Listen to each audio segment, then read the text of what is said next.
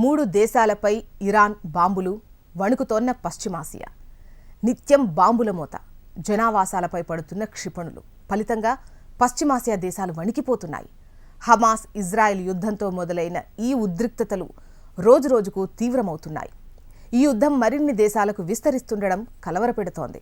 తాజాగా ఇరాన్ అటు అమెరికా ఇటు ఇజ్రాయెల్ రేపు పాకిస్తాన్ దేశాలను కవ్విస్తోంది. సిరియాలో కొన్ని ప్రాంతాలు లక్ష్యంగా చేసుకొని 1200 నుంచి 1500 కిలోమీటర్ల లక్ష్యాన్ని ఛేదించగలిగే క్షిపణులను ప్రయోగించింది. ఇక పాకిస్తాన్లోని బలూచిస్తాన్ ప్రాంతంలోనూ దాడులు చేసింది. ఏకకాలంలో అటు అమెరికాకు ఇటు ఇజ్రాయెల్కు మధ్యలో పాకిస్తాన్ దేశాన్ని కవ్వించింది. అయితే ఈ చర్యతో ఏం జరుగుతుంది అనేది అంతుపట్టకుండా ఉంది. పశ్చిమాసియా దేశాల్లో హమాస్ ఇజ్రాయెల్ యుద్ధంతో ఉద్రిక్తతలు మొదలయ్యాయి. హమాస్కు మద్దతుగా ఎర్ర సముద్రంలో నౌకలే లక్ష్యంగా హౌతీలు దాడులకు పాల్పడ్డారు. ఫలితంగా హౌతీ స్థావరాలపై అమెరికా, బ్రిటన్ విరుచుకుపడింది. తాజాగా ఇరాక్, సిరియా, పాకిస్తాన్ దేశాలపై ఇరాన్ వరుసగా దాడులకు దిగింది.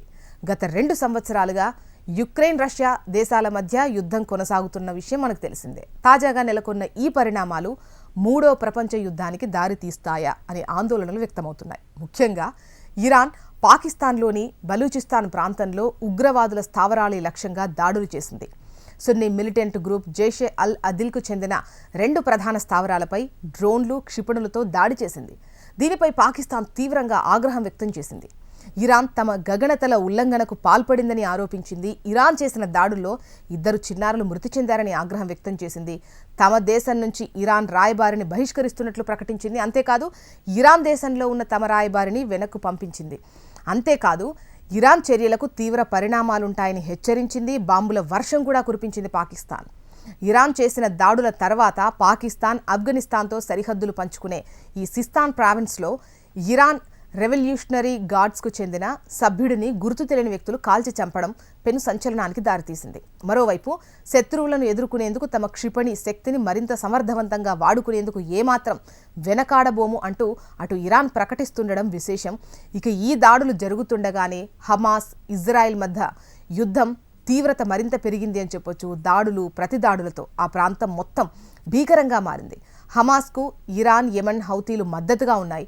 ఇక ఎర్ర సముద్రంలో అమెరికా, దాని మిత్ర దేశాల వాణిజ్య నౌకలపై హౌతీలు వరుస దాడులు చేస్తున్నారు. అయితే అమెరికా హెచ్చరికలు జారీ చేసినప్పటికీ వారు పెడచెవిన పెట్టారు. దీంతో అమెరికా, బ్రిటన్ క్షిపణులతో యెమెన్లోని హౌతీ స్థానిక స్థావరాలపై దాడులు చేసింది. ఇక దీనికి ప్రతిదాడి అన్నట్టుగా హౌతీలు సోమవారం యెమెన్ తీరంలోని గల్ఫ్ ఆఫ్ ఎడెన్లో అమెరికా నౌకపై యాంటీ షిప్ క్షిపణితో దాడి చేశారు. ఈ నేపథ్యంలో హౌతీలను మళ్లీ గ్లోబల్ టెర్రరిస్ట్ జాబితాలో చేరుస్తూ అమెరికా బుధవారం నిర్ణయం తీసుకుంది.